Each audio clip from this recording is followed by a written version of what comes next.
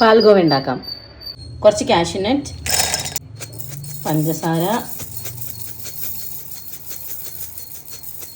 2 ഏലക്ക. ഇതൊന്ന് പൊടിച്ചെടുക്കാം. പാൽപ്പൊടി, പഞ്ചസാരയും അണ്ടിപ്പരിപ്പും ഏലക്ക അതും കൂടെ പൊടിച്ചത്.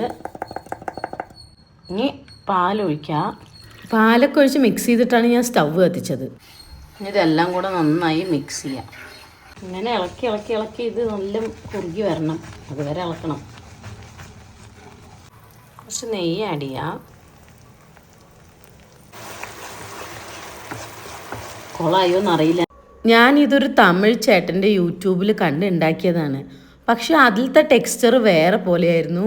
ഞാൻ ഉണ്ടാക്കി വന്നപ്പോൾ വേറെ പോലെയായി. എവിടെയാണ് മിസ്റ്റേക്ക് പറ്റിയതെന്ന് എനിക്കറിയില്ല.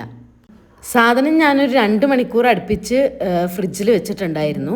അത് കഴിഞ്ഞ് എടുത്തപ്പോൾ ഈ പാത്രത്തിൽ നിന്ന് ഇത് വിട്ട് കിട്ടുന്നില്ല. എവിടെയോ മിസ്റ്റേക്ക് പറ്റി. പാൽഗോവ നമ്മൾ ഫ്രിഡ്ജിൽ വെച്ചില്ലേ, ഉണ്ടാക്കിയപ്പോൾ തന്നെ എനിക്ക് എന്തോ ഒരു പന്തികേട് തോന്നിയായിരുന്നു. എന്തോ ശരിയായിട്ടില്ല എന്നുള്ള പോലെ. ശരിയായിട്ടില്ല എന്തോ എന്തോ ഒരു വശപ്പശകത്തിന് ഇങ്ങനെ വിട്ട് വരുന്നില്ല. ക്രീമി ടെക്സ്ചർ, ടേസ്റ്റൊക്കെ ഉണ്ട്.